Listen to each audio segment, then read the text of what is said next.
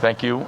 The first order of business today is going to be a presentation by Kimball Brace again to give us more specifics on different parts of the data collection and the way we're going to be running the reapportionment. Mr. Brace, the floor is yours. Thank you, Mr. Chairman. Thank you all commissioners for being here once again and listening to me once again. We're going to continue with the education efforts in terms of helping you see what we're seeing and the data that we're going to be utilizing. So for today's discussion, I'll talk a little bit. The Census Bureau announced today the official numbers for the 2020 census. We've had those for a while, since August 12th, but this was the release of the publicly aware data, which is something so that everybody can use, as opposed to the data that we got in August, which were basically programmers were able to get it all together and deal with it. So I'm going to show you a little bit of what the Census Bureau announced today. We're going to spend a bunch of time on the racial categories. So I'm glad that I saw a whole bunch of books that came back from your homework assignment for the last week on that side. We'll go through those a little bit more in depth so that you understand some of those, and certainly how to read those tables. We're going to end up going into a little bit in terms of the data that is being worked with and what we're pulling together and have pulled together for Rhode Island. And using something that I termed a long time ago, probably multiple decades ago in probably this state, the data cube that pulls together a number of different elements to help in the redistricting process. And talk a little bit about some of the software that we're going to be utilizing for redistricting, both the Audubon Edge system and the My Districting that will be up on the web. And then we're going to talk a little bit about topics for next meeting and the roadshow that we want to talk about. So that's the agenda for today. And certainly in terms of what has been announced, the Census Bureau released their easier to use format data. Basically, it's the same data that we all have had for the last month, but it is something that everybody can have access to and utilize. So I thought I would show you some of this and just go to their website. This is the census.gov website that the public and you, anybody can go to and take a look at this data that they have released and put up for everybody to make use of. And it looks like everybody is making use of it because there's too many requests being put on there. It was fine earlier today. What they do have is the capability of seeing a lot of data and being able to utilize their website to pull up data. So by going to, from their front page, the elements of this press kit, you can end up making use of the various data that is there.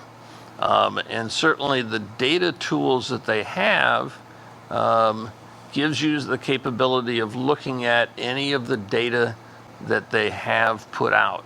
So it is something that you can end up querying and make use of on that side, and being able to use their tools to look at the data in that regard. And it does look like a whole bunch of people are looking at that already. Here is just looking at whatever we had turned on. If we looked at race, you can end up setting up these tables and looking at individual states. I did have, this is nationwide, so these are all the different states, but you can go in here and select just individual geographies and customize this table by any sort of query that you want to do.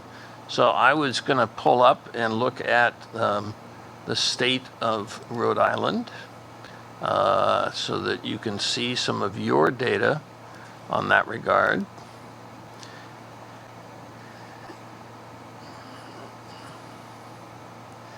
And then we can end up looking at the various topics that they have. So I'm going to look at the population topic, the population and people, which is the main thing that they released today, is the results of the Public Law 94-171 data tables. And when we look at that,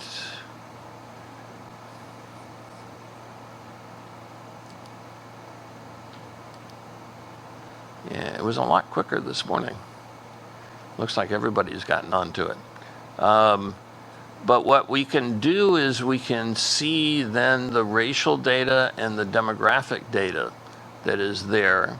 And I had a table up earlier today that shows how many people were 2 or more, 3 or more, 4 or more, 5 or more, and 6 or more of the different racial groups.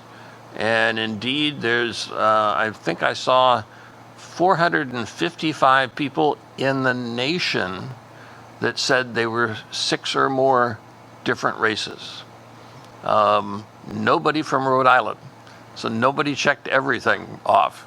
But there were about 55 people in Rhode Island that said they were 5 or more races. So it is interesting because it's some of the observations that we've seen around the country in terms of this data and the more magnitude of what there is. So again, it is census.gov, and you can all go at it and take a look and look down in your geography. Yes, Mr. Brace, we have a question by Vice Chair I don't want to. Pervasi. I don't want to disrupt the flow of your presentation, but I'm looking at that, and actually we have 12 individuals in Rhode Island who has population of 6 races. With population of what? 6 races. 6 or more? Oh, you meant 6 or more? Right. Yeah, they have 6. No. There was 12. 6 or more? Okay. Yeah. The table that I was looking at this morning. Now this is from the United States Census Bureau. Right. Okay. Good. I'm just, the reason why I'm bringing that up is we're talking about the same, I assume we're talking about the same table. Okay. Yeah, well, we can take a look and see. When I looked at it this morning, there was nobody 6 or more. There was only 5 or more, is what I was saying. I think, For the individual races. Chairman, I assume we're looking at the same. Chairman Archibald. Thank you, Mr. Chairman. Kim, Same one. are you through, Doc? Thank you. Just following up on Rep. Corvasi's question, what do you do with a category that has multiple races in it? What do you do with that data? I mean, we don't need to digress here too long. I'm just curious. What do you do with it? I'm going to use that as some examples and show you what you can use and show you what impact it is this time that we haven't seen in past. So very good. Thank you for the push forward on the introduction on that. So whenever we talk about data, and we always have to look at the election process from the prospects of the data. And so when one looks at the election process, one looks first of all from the census of what is the total population of any piece of geography around there, the state, the county, the town, whatever. But from an election process, when we're doing redistricting, we're starting with total population. But not everybody in total population can vote. They have to be of voting age in just about all the nation. But not everybody of voting age can vote because they have to be a citizen in most jurisdictions. There are some that do allow non-citizens to vote, but you end up looking at citizenship voting age population, and it brings down the number of people in the process. Not everybody of citizen can vote because they have to be registered. It's the election process that we have. And not everybody that's registered can vote because they have to turn out. They've got to show up on that side. Not everybody that turns out votes, particularly for the votes for the highest office. One doesn't think that that's the case. Everybody turns out for president, but about 1.5% of the people that turn out do not vote for the highest office. Strange. We may be voting for our mailman next door and what he's doing from a local contest or something like that. But it's not everybody that turns out for that office. Of course, when you look at other statewide offices, the numbers start coming down. Congressional comes down. State legislative comes down. All of these factors are made up of the demographic mix of the electorate. And they all have an impact. And they have an impact when we're looking at it from a data standpoint. It changes the demographic mix.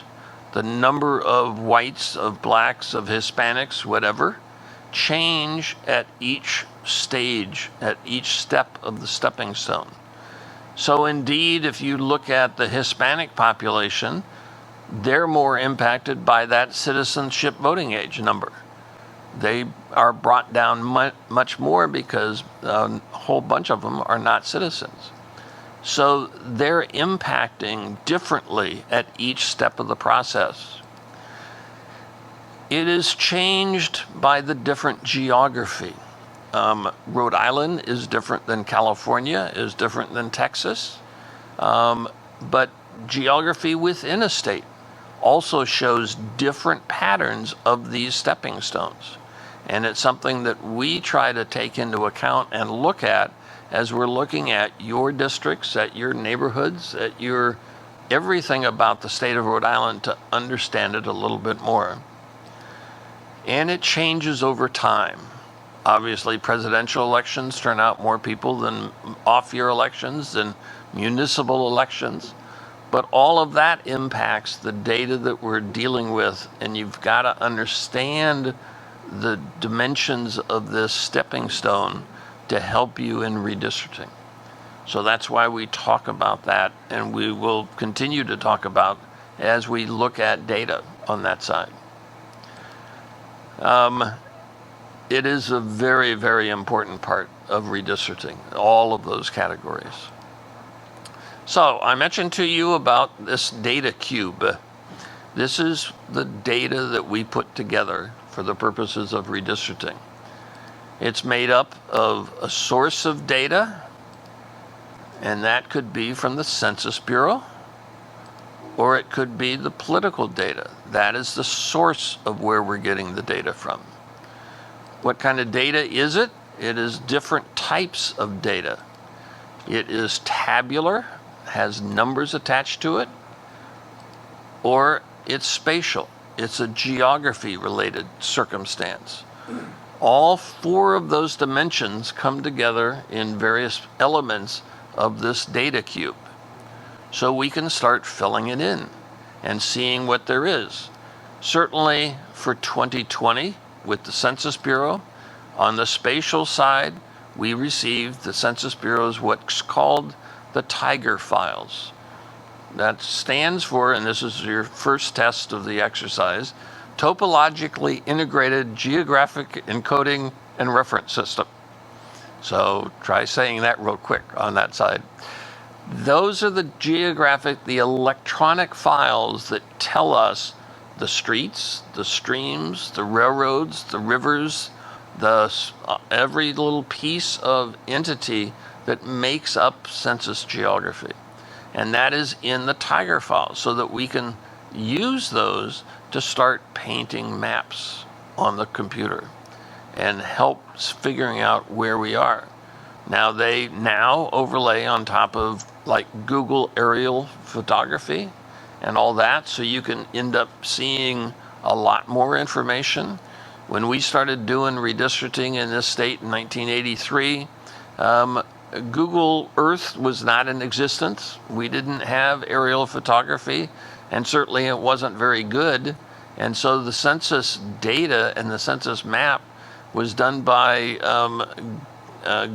gray-haired green shaded individuals over drafting tables to make up the paper maps that we had to deal with in 1980.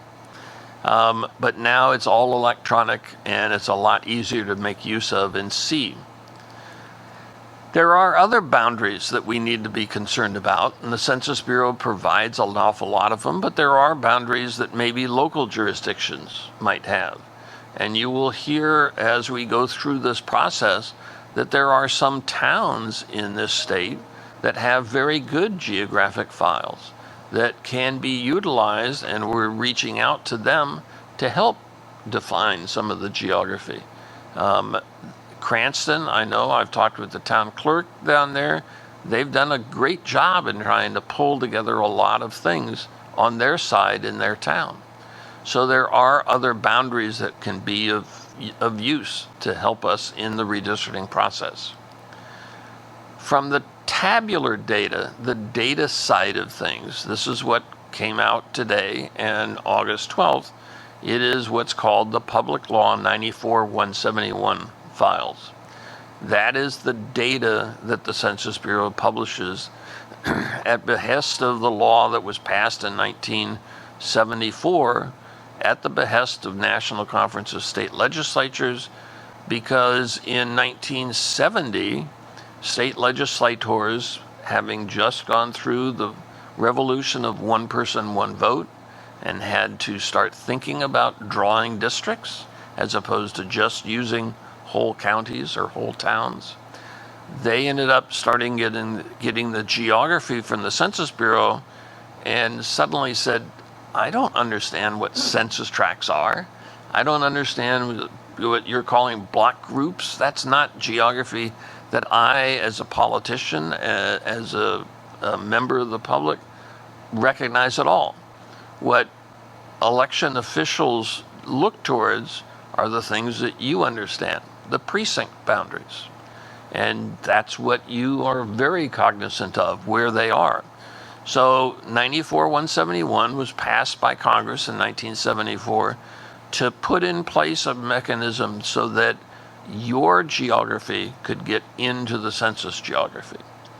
And that's what brought us all to the PL files, the public law files, because one of the geographic levels are the precincts.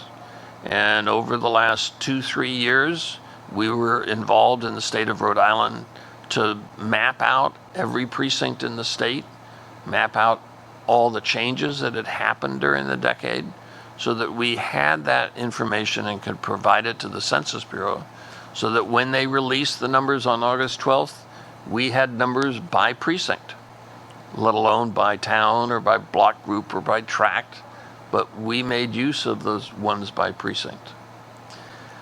So that's one of the key tabular sides of the census data. They also have what's called the ACS, the American Community Survey. That is the results of a sample survey. It is not a full census. It's a sample being done now every year. The goal is to try to get information on an ongoing basis of what is changing in this country. And so they have done what's called the ACS files. Those aren't down to the lowest geographic level like the official 10-year census is. They don't have ACS data down at the block level. The lowest they go to is at the block group level. That's kind of like a neighborhood. And so they do come out with that data, but it takes 5 years of this survey to compile enough to get good numbers down at that block group neighborhood level. So it's a long process, but we do have other data that comes from this ACS, like income, like education, like other kinds of things that help us out in understanding the people in this country. There are other demographic files and other demographic companies that have data, and we have obtained some of those from different places to help understand some of the change. Now that the PL file is out, We don't need as much of the demographic companies' data, but they're there also. We're also concerned about what happened in 2010 to see what change has gone on in this state and in all states. And in some instances, we're always interested maybe going back to 2000 at each decennial census, particularly when we're looking at the other half of this data cube, and that is the political data. So from the political data standpoint, from the tabular, the numbers, we're looking at election results. We're looking at voter registration. We're looking at turnout. All of that kind of information is important from the political side of the data cube. We also do what's called geocoding voter registration files. We use that in the disaggregation process, but it also gives us a capability of seeing things like vote history in any kind of neighborhood or area. All of that information that may be there from voter registration files, individual ones, we're not putting into play, you know, what Kimball Brace is doing or that sort of thing. That's not what we're talking about. What we are talking about are numeric numbers of people, particularly down at the census block level, to help us in this disaggregation process of taking those election results that we've got here and breaking them down to the census geography, to those blocks, based on all the precinct boundaries that we had put in. So that's what geocoding voter registration files help us do. From the spatial side of the political side of that data cube is, of course, the precincts and their electoral district boundaries. So all of that, and what we know is that precincts change over time, and depending upon different jurisdictions of this country, sometimes they reuse numbers, and so you end up thinking you've got precinct 4 and the election result of here, but halfway through the decade, precinct 4 moved to the other part of the county, for example. And that's different people voting. And so if you're not careful, you're going to get fouled up data and data analysis because it won't be the same people. So that's why we try to make sure that we've got precinct boundaries as they go in time. That includes 2020, includes 2018, 2016, 2014, 2012, 2010, and maybe earlier, depending upon the election results. So those are the elements that we're concerned about, and why this data cube has this multiple dimensions to it and how people look at it. Mr. Brace, Yes. Representative Newberry has a question. Yes. Thank you. I just have a question about the use of political data, because I can think of how that can be used in a totally appropriate way, and I also think of ways it could be misused, depending on what you know. Right. I remember, 10 years ago, despite other reasons, I remember one of the areas of my district that changed was actually made sense because, regardless of other effects, it made sense because a lot of the people were snowbirds. So there was less disruption if we had to switch from, there's parts of Rhode Island that have a lot of areas where there's people, but they're not actually voters. So if the goal is to balance people, it's one thing. If the goal is to balance numbers of actual voters, I can see that being a good use of political data. But I can also see it being used, I would expect, particularly in the areas that are heavily one-party controlled, to see who votes in primaries, which I don't have a particular interest in myself, but a lot of people in this legislature do. I was curious how you use the political data generally when you make the maps. Generally, what is important and what the courts have recognized is that there are things like political fairness as it relates into the redistricting process. And the only way to really gauge political fairness is to have the political data. And so even in commission states, in good government efforts in terms of keeping the politicians out of the process, all of those kind of things, they have begun to recognize that if you're going to evaluate things like political fairness, you can't do it without election results. So even the commissions and, our efforts up in the state of Michigan, where we're working for the Independent Citizens Redistricting Commission, was we pulled together all sorts of data. And part of what we did up there is it became important for doing what's called racial bloc voting analysis to see what is the effective percent that you need in order for minorities not to be disenfranchised. And the only way to do that is to have the political data.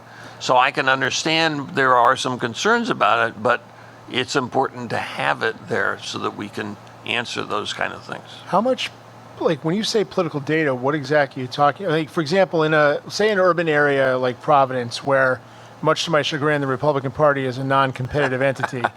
So the elections tend to be decided in relatively small turnout primaries. I mean, how much can you can't tell who an individual person votes for, but you could break down by precinct what types of candidates. Is that the kind of thing you're talking about? What types of candidates they tend to favor? That is certainly one of the elements that could be there, yes, on that side. And as I mentioned in terms of that stepping stone, understanding the dimension that indeed primaries get different kinds of people. There was just a study earlier this week in terms of looking at primaries versus generals, and more importantly, off-year elections and presidential elections. And the change in what there's been some studies on the change of the demographics of the electorate when you're looking at different points in time. So those are the kinds of things that the stepping stones help us figure out. But can you analyze it below the precinct level? You really can't, right? Without You knowing. can't down at the below the precinct level. You don't know who That's people right. vote for. Okay. You don't know who they vote other than this whole precinct voted X for candidates. Yep. Thanks. Senator Metz has a question. Yes, thank you, Mr. Co-Chair.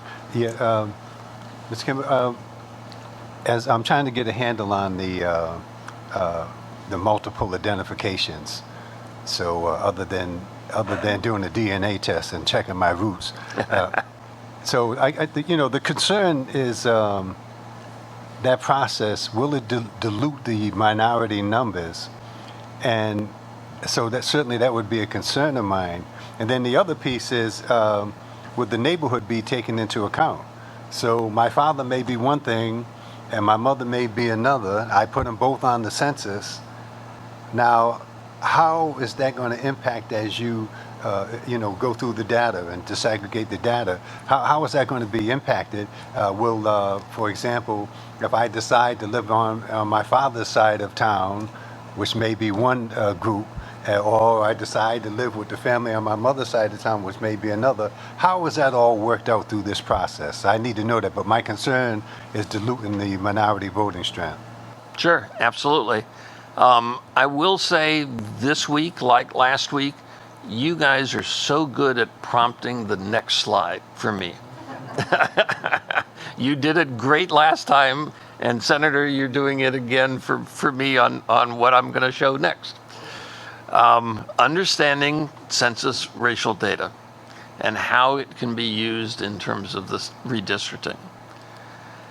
So last week I gave you the Bible to take home on that side. I know you spent lots of time looking, at least in terms of your district, on some of the dimensions. That's fine. And as I mentioned to you last week, there was a lot of different things that are there in the data tables. And we're going to go in depth in some of those this time. The thing that's important, and it's up on the front page of those tables, is to understand that there are 6 different ways of looking at the data. This is all the census data and all the information that we have, but there are different ways of looking at it. Certainly there's total population, but then there's also voting age. And these tables are organized to give you information on that. And what we're doing is we're prompting you that understanding some of the data tables because that's what you're going to see on the computer. And so understanding how we have organized is important. And we've done these on the basis of the tabs that are at the bottom of the screen. So we have tabs that are tabs 1, 2, and 3 are dealing with total population, while tabs 4, 5, and 6 are showing you the data on voting age population. We also look at how the races are dealt with, and I'm going to go in depth in that, but we're looking at different ways you can look at race. And this is all what's in the census data. You can look at just the race alone of how people responded, or you can look at, like what Senator Metz talked about, is how they might have responded in combination of multiple races, and how that is interpreted. And then we have information on the way that the Office of Management and Budget interprets the use of race on that side. But we also have Hispanics, and the Census Bureau shows that data for Hispanics also. And so we have utilized for each of these tables, we have the number of the table, table 1, but if it has an A after that number, then that shows the Hispanic numbers. And so we can end up starting to see the information on that side. We have lots of different racial information. This is all just in the PL file that came to us from the Census Bureau. The major groupings, again, population and voting age population, you'll hear me say VAP I don't know how many times as we go through. Voting age population, that's what I'm talking about. Persons 18 and over. The categories that the Census Bureau has are the white race, the African American or black race, the Asian race, Native American or American Indian, that's a separate race. Pacific Islanders is a separate category. And then there is a some other race is an option that the people that fill in the census have the capability of checking off. We also see then the Hispanic or not Hispanic, and we have in our tables XX, that is more than one race. What is the count of more than one race? Somebody put down. And these underlying designations where there is a P, that column is dealing with the percentage. If it doesn't have a P, that's the raw numbers that you're going to see. And the underscore A, the underscore C, and the underscore W is all the different ways you can look at this data. So what we have from the census in 2010, this is what the two questions. Mr. Yes. Brace, we have a question from Senator Felag. I'm sorry? Hello. Yes. Yes. As you're drilling down, how far can you drill down in terms of an individual district in terms of age? Can an individual senator or rep know the population age percentage of individuals within their district? What you will see and what we're going to show all of you when you come in to visit with us is all of this information is available like what we printed out here for each district, but it is for all the other census geographies down to the census block, which is the block like what we're sitting on here. This is a census block. A census block is basically bounded by visible physical features, generally. A river, a railroad, a street, a stream, any kinds of things that an enumerator can see, particularly when they're going out to find where the heck does Kim Brace live because he didn't fill out his census form and I need to put him into this census block. They're looking at visible features. Now, the one exception to visible features is city boundaries.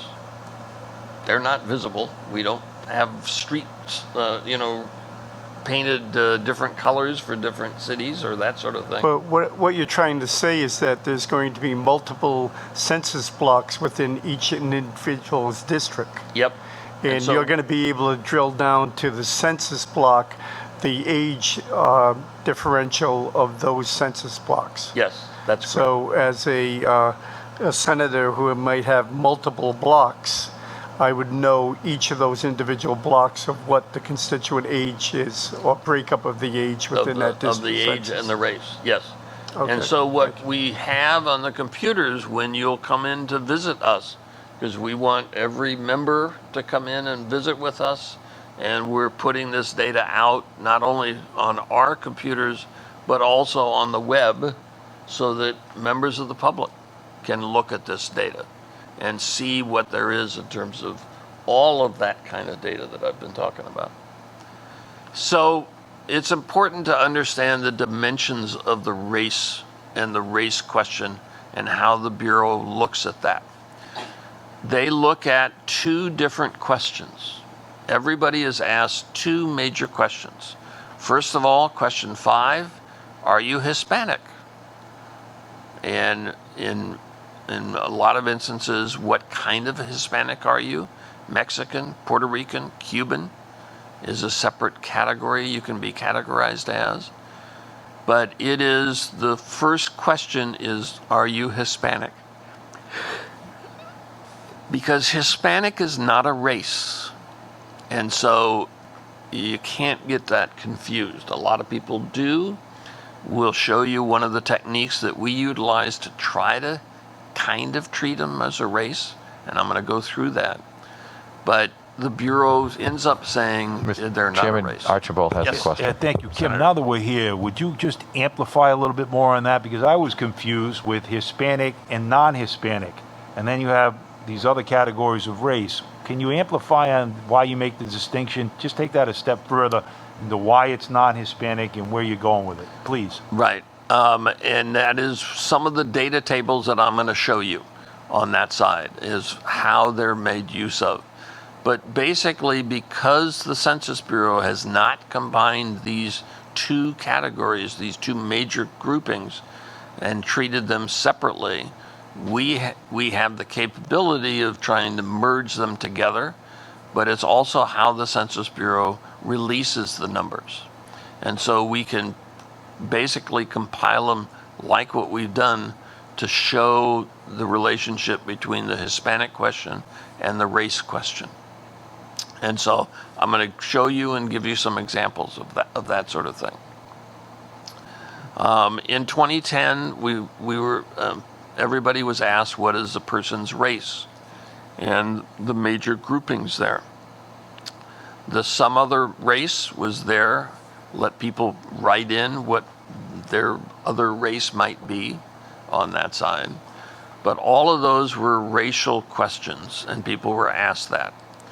In 2020, they again adopted the same philosophy of two separate questions, and whether you were Hispanic or not, but they gave more examples down in the bottom for people to write in other kinds of subgroupings.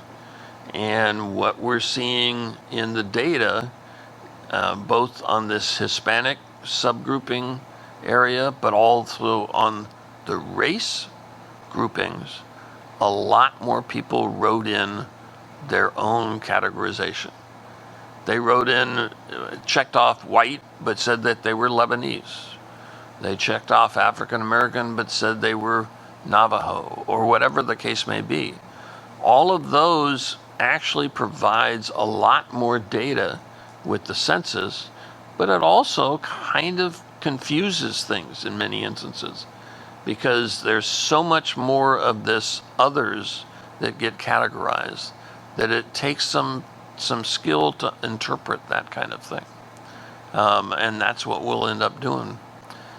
But this is the 2020 question, and because we had many more boxes and many more examples, what we were seeing in the data is a lot more mix of things that got combined together people that got combined together. We all know that, we've got more interracial marriages going on and all of that. That's now reflected in some of the data. But what really added to the multitude of capabilities is the categorizations that the Bureau gave examples for, and many more people filled them out. So we'll see that in the data. And of course, for the last 3 decades, you could check off more than one race. And that's also added to the dimensions of different data. So if we're looking at racial data, we're looking at numbers that are white, that are black, that are American Indian, that are Asian, Hawaiian and Pacific Islander, then a category of some other race, like you saw on the form, and a 2 or more. And that will give you the total number of persons in a jurisdiction. So if we're looking at race alone, this is an example of a jurisdiction. It is 41% white, it's 36% African American, only real small numbers of American Indians, about 4% Asian, hardly any Hawaiians, but 13% some other race, and about 3% of 2 or more races. What race is not there? Hispanic is not there. That's right, because it's not a race. So what do we do with that? Well, Hispanics in this jurisdiction are 26%. Does that mean we've got 126% of the people? Not totally on that side, but there is some confusion sometimes on that. But what we do and what people in redistricting do is start taking a look, and when there are the Hispanic question intermingled with the race question, we tend to take, and anybody that says they were Hispanic, that's where they go first off. And then you take the Hispanicness out of the race questions so that you get non-Hispanic white, you get non-Hispanic black, you get non-Hispanic Asian, all of those. So by doing that, then by having that Hispanic in there, you get to 100%. Okay? And that's the only way you can get to 100% where people understand the data. But you're putting Hispanic as if it was a race, but taking them out of the individual races. If you're looking at, one caveat here, alone, race alone, you've got to pull them out. So that's what we've done in this row. So whites end up going from 41% down to 31%. Some other race goes from 13 down to next to nothing. Because what happens when you add Hispanics is that about half of Hispanics said they were white, and about half Hispanics said they were some other race. And so when you take them out of those categories, you see how that depletes those individual races in order to put them into the Hispanic category. And so that's the way, when you're looking at race alone, people only answered one race, that's race alone. There are some that answered 2 or more. Some of them were Hispanics, but it's still 1.64% in this jurisdiction. So we can end up starting to see this sort of thing. Yes, Representative? Chairman Gervaisi. So if I'm understanding this correctly, correct me if I'm going to be wrong, and Okay. I probably am. Under race, where you have white, 782,920.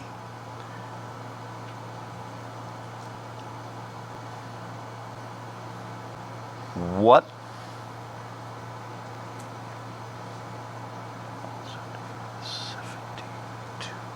Are you saying 28% of that would be Hispanic? No. What I'm saying is that the numbers are there and corresponding, but if you look at each of the columns, if you are looking at the underscore A set of data, those are the alone data, which is what I'm showing you. And I'm going to show you other things that we're seeing here. So let me go forward, and so that to help confuse you even more, I'm sure that's fine. In a minute, if you don't mind, Mr. Brace, I have Yes. a question if you don't Okay. mind. Okay. I'm looking at this data right now that we have up on the screen. You can drill down to this data not only on the block level, but the precinct level, the city level, the county level, the state level, all these, we can derive down all this information. All this is- all which ways? Yep, that's correct. Okay, so it's not just under the block level. No, that's right. Okay. It's at all the geographic levels. And so when we end up putting this all in the computer and we start drawing different district alternatives, all of this data will be there for that alternative. So how we would draw and what we would look at drawing a district, we'll know all of this information when we draw. And when we move a piece of geography into a district or out of a district, we can see immediately what is the impact on race, because that data is all in the database so that we can see it. Okay? So, this is what I did for those first two rows, is looking at alone. Those persons that marked a race alone. But I'm interested in what happens when we look at those that are two or more. And I want those distributed back to the race that they categorized. Maybe all of the races they categorized. And so that's what we call race combined. In essence, that is the maximum number of persons that said they were black, that said they were white, that said they were Asian, or whatever. And so when you put those into each of the racial groups and take them out of that two or more, you get the maximum number of persons of a particular race. What you also get is that things add more than 100%, because people are marking multiple marks on that. And so this max number, if you look at them all together with all the different races, it's going to go over 100%. That's a hard concept. Certainly when you're sitting there testifying before a judge, he's saying, what? Why are we doing, more than 100%? But that is what happens when you take those two or more and you distribute them to all of the races that they may have answered. 12 people that you saw in terms of the 12 or more, or 6 or more, they get distributed to all 6 of those races. And so they get part of that mix of tallying them up when we're looking at the max category or the combo category. Now, we also need to look at it from the non-Hispanic category. Again, taking the Hispanics out so that we can see them and have them as a separate race. But again, that's going to impact mainly the white race and some other race. As you can see, those numbers decrease dramatically. But the max number is really the most number of persons that maybe mark themselves as Asian or mark themselves as black. And so many of the activists that are involved and interested in census and demographics, they want to make claims of, hey, the maximum number of people that said they were black is X. They're correct. The numbers are there. But so are the maximum of American Indians, and so are the maximum of Asians, and so are the maximum of all the other categories. And if they're advocating for their own race, okay, they're going to say this max number, but it's going to get you over 100% when all people want to advocate for their own particular races. So it's one of the key dimensions that you need to understand when you're looking at this data. So it's the difference between the alone categories, and that's just really the one single race, versus the maximum number of races. So alone we tend to look at as the minimum percent for a particular race, while the max is the maximum number of persons for a particular race. So that's the major distinctions on that side. Now, I mentioned to you that the Office of Management and Budget also got themselves involved in this back in 1990, or 2000, when it was in the Clinton administration.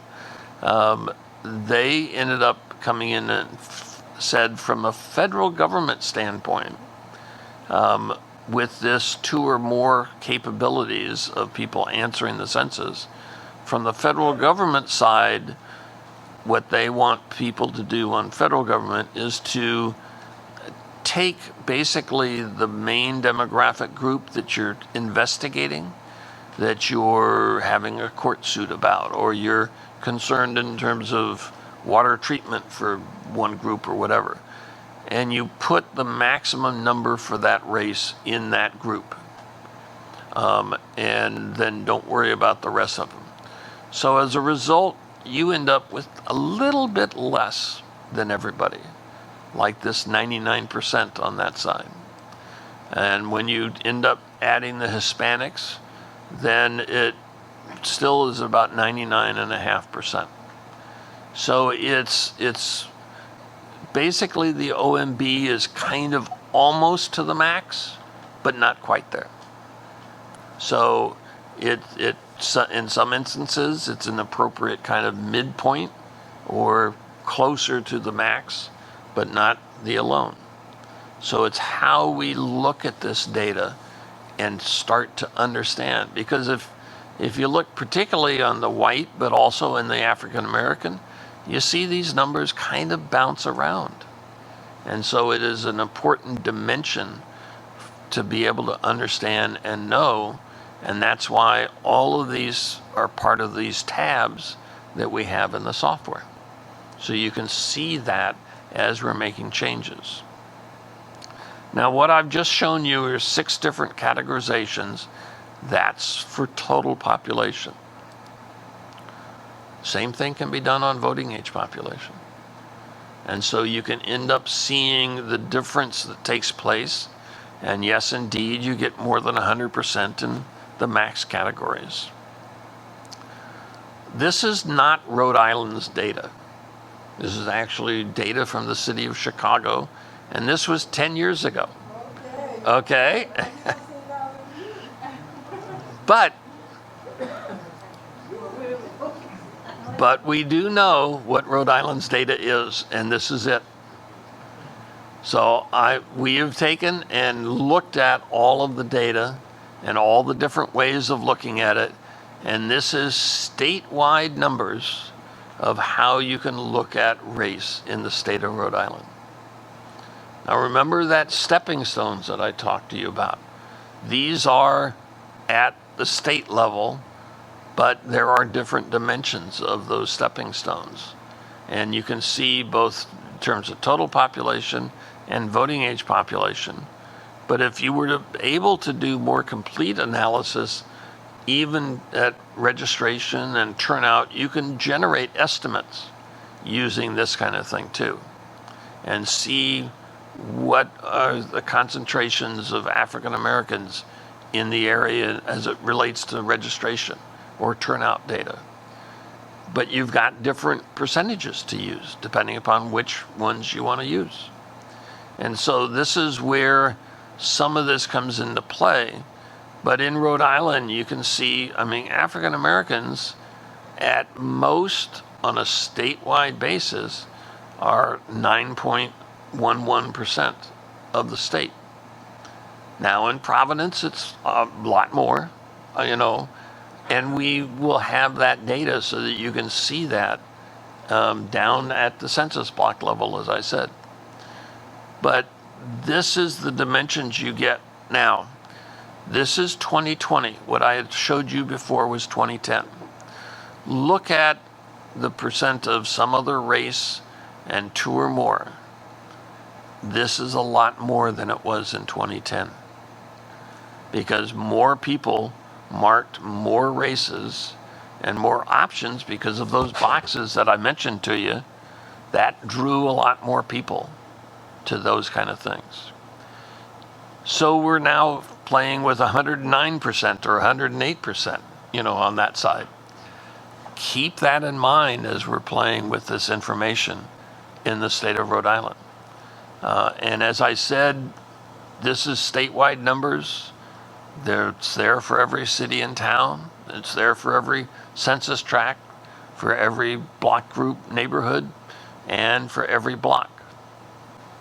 Now, having said that, be cognizant that the Census Bureau has done what's called this disclosure avoidance. I talked just a minute ago, or last week, a little bit about that.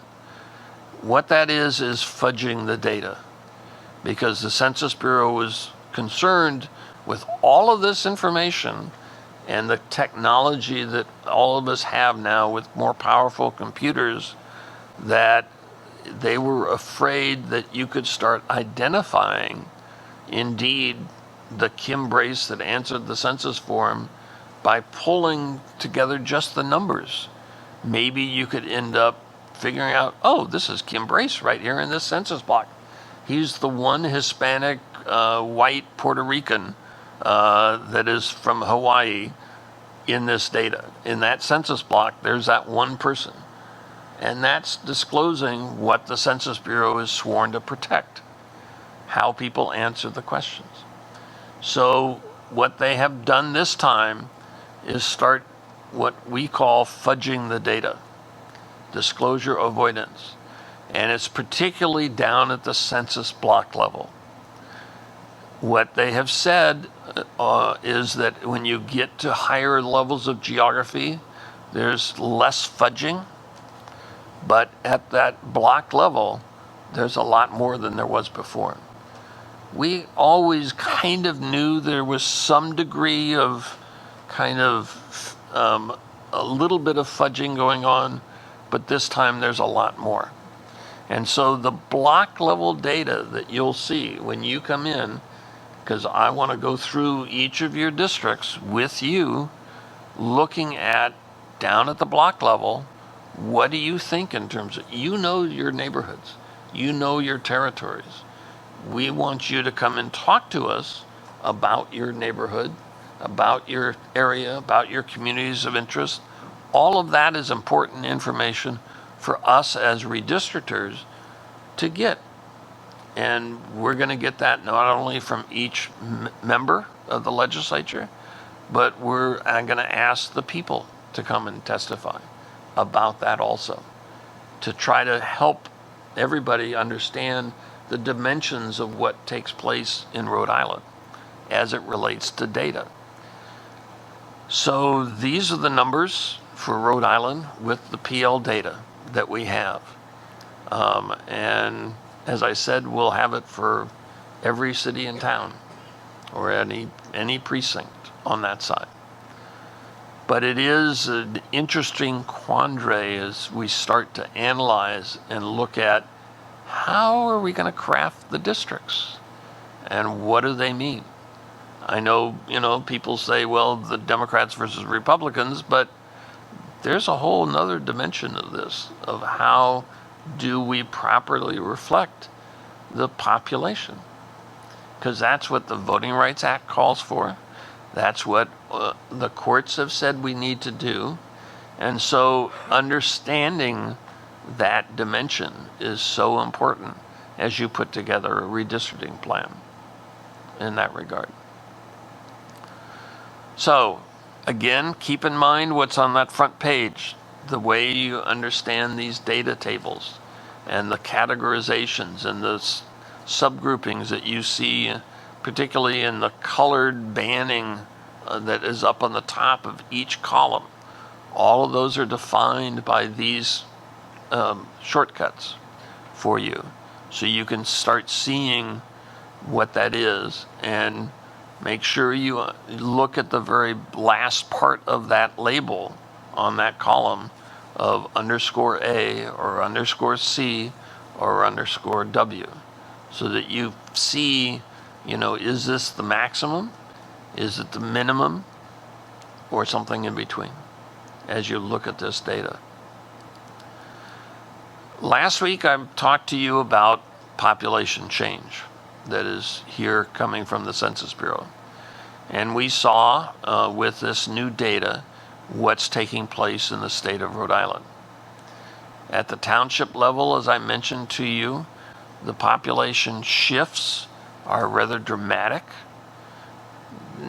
Well, I think they're dramatic. When I show you numbers, maybe you won't think they're as dramatic.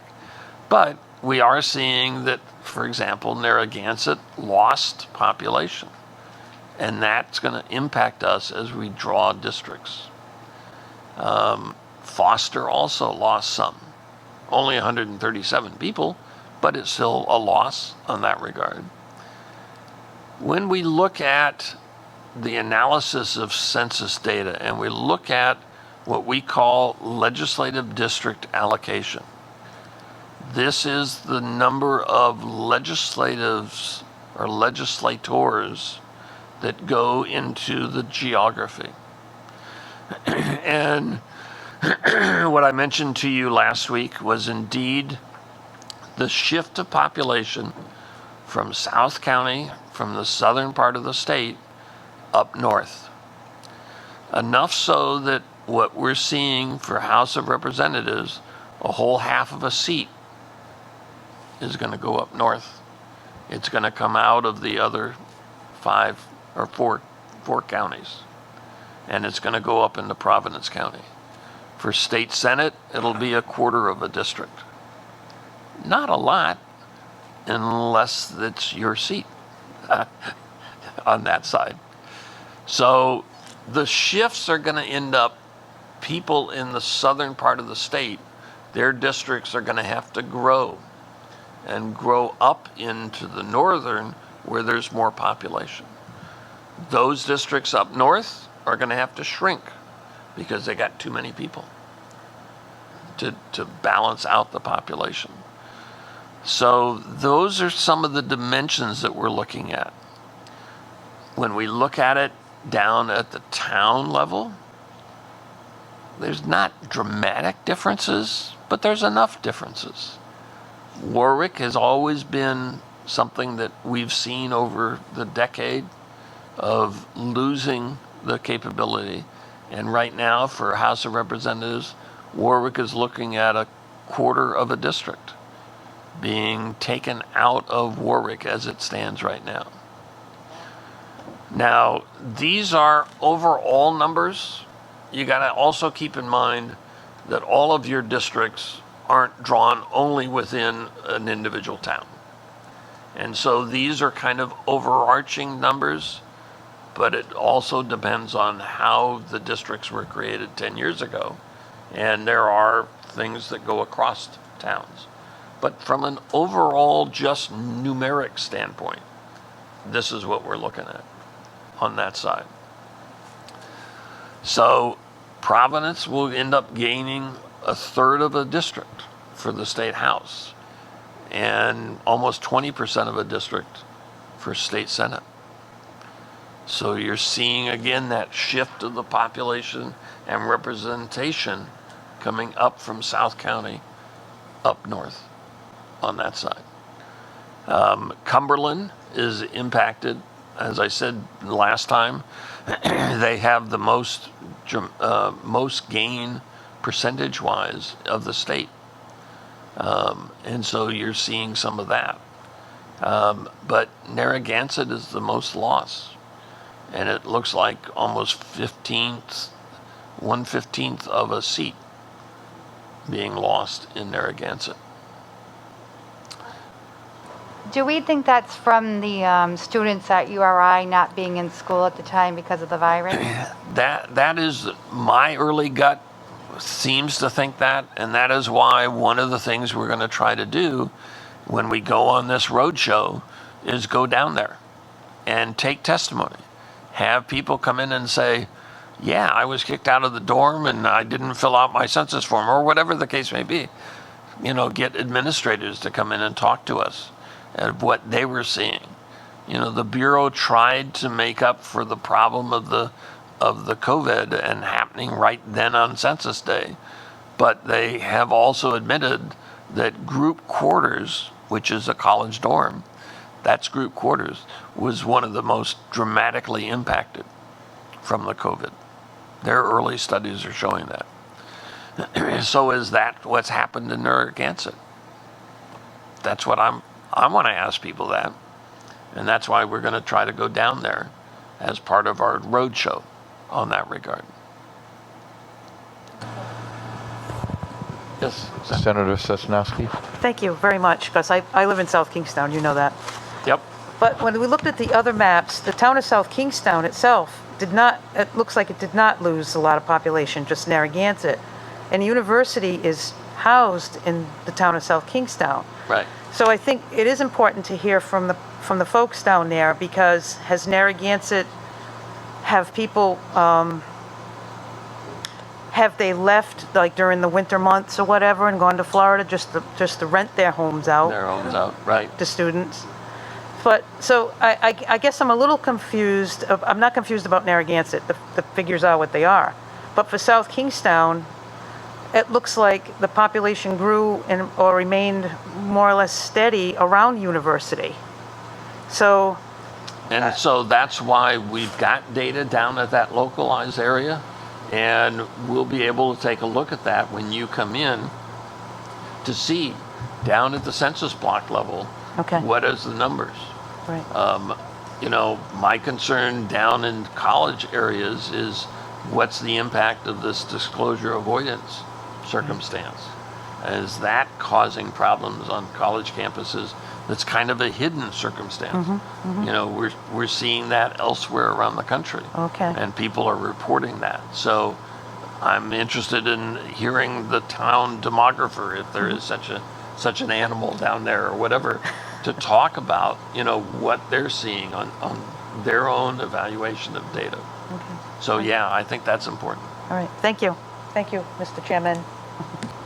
All right, any other questions for Mr. Brace? Because one of my observations was I read an article in the paper a while ago while COVID was really hot and heavy that people from out of state were buying properties in the state, i.e. specifically they noted New York.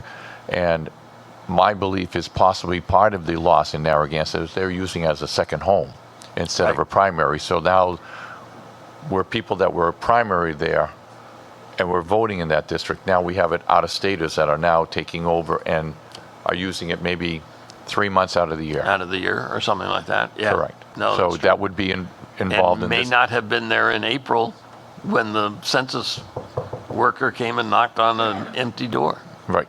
Yep. Okay. Yep. Thank you. So I showed you last week the district deviation, showing you how much each district is going to change or need to change. That is from these data tables. So by all means, look at your own district, House here, State Senate that I just showed. So you can see from your circumstance how much you've got to gain or how much you've got to lose. It's in the numbers. But keep in mind, as I think I mentioned last week, one of the cardinal rules of redistricting is that everybody is going to be impacted. The only ones that are not impacted are really those that are on the edge of the state, because we can't go into Connecticut with your district or whatever, or Massachusetts. So that is providing a barrier that you're just going to have to go out from the state border. But everybody else is going to get whipshot back and forth depending upon how much your neighbors need to gain or lose Do they need to take territory of yours so that you get moved over and you take territory from the other side of your district? All of those kind of dimensions are what takes place in redistricting. So certainly get to know your neighbor real well on that side, because you may need to be negotiating maybe something a little bit with them, you know, on that side. Everybody becomes fast friends or fast enemies in this process, you know.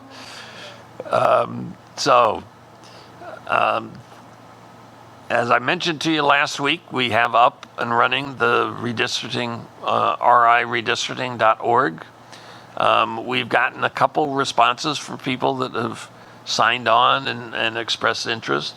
Not a whole lot, but you know, it's starting to, at least people are recognizing.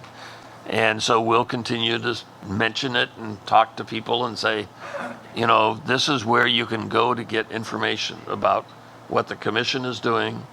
And this is also the link that will be there so that when they want to start drawing districts, they'll be able to do that with the My Districting software that we'll link to up there.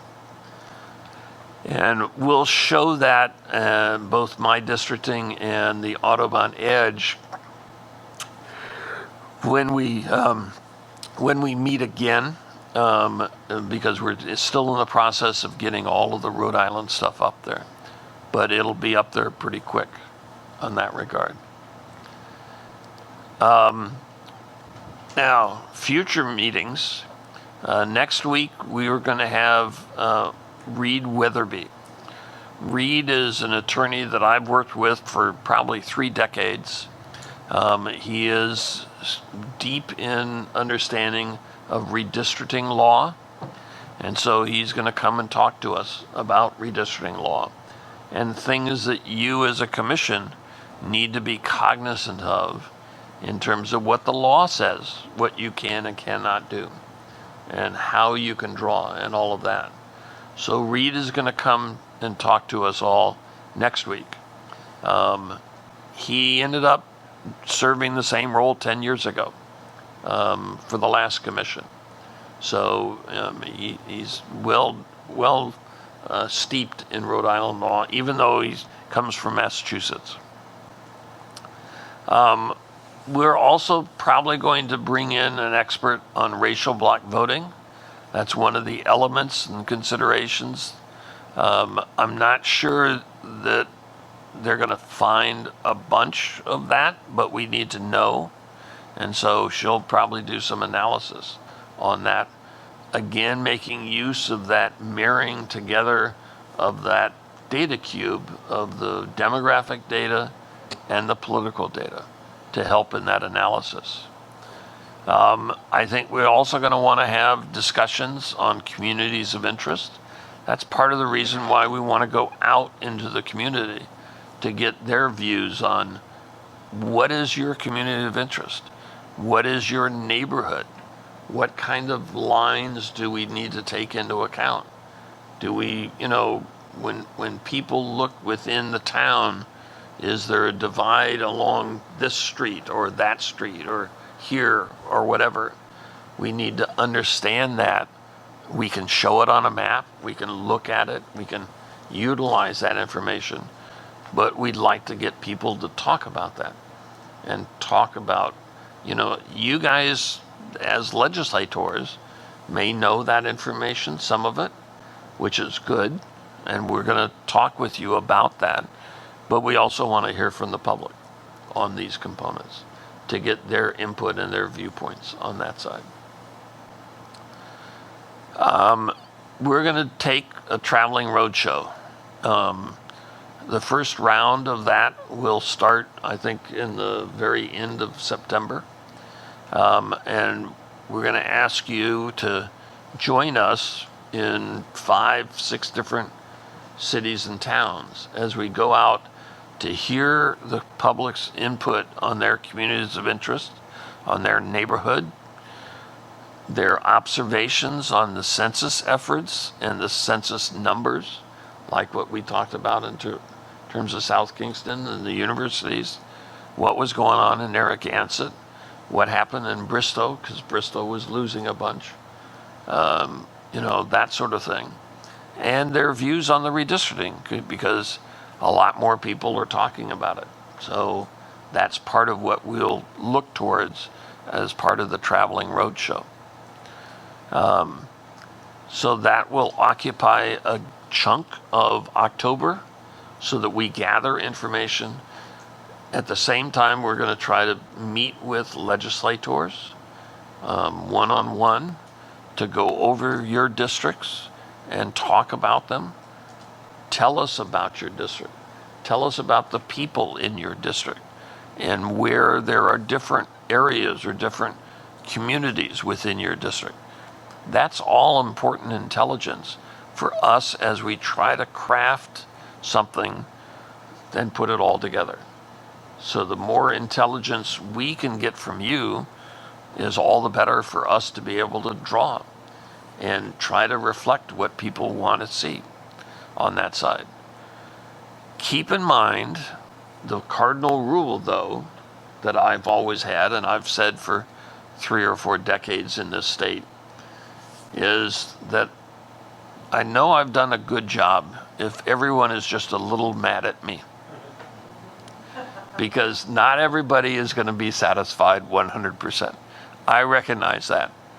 But the key is trying to figure out a compromise. And it may be between you and your next door neighbor in terms of your 2 districts, or it may be elsewhere. But trying to figure out what might be a compromise is what our goal is in the redistricting process. So with that, that's my presentation. Questions? Okay, is there any questions for Kim on any of his discussion today? Mr. Lopes. Uh-huh. Yep. Sorry, quick point of clarification around probably something very analogous to the Hispanic population as well, and understanding ethnicity versus nationality versus race, but also reflective of a pretty substantial voting bloc would be Cape Verdeans. Right. Providence, I'm thinking of Providence, East Providence specifically, but probably strewn throughout. I've seen a lot of folks, having been Cape Verdean myself, so I kind of understand how they vote and identify themselves. Very comfortable identifying themselves as Black or African American, and conversely, other. Right. It's usually one of the two, right? One of the two, right. So what insights could you provide around what you've seen historically on that, and how you think they answered on the census this year? That's a very good question, and something that is real intriguing to explore in this state because of this large population. So starting to understand where they are located is key. We can kind of tease that out of the data, partly. If we look at where Hispanic African Americans are, maybe that might give us a clue. We can at least gain that element of the data. But part of it also is you coming and testifying.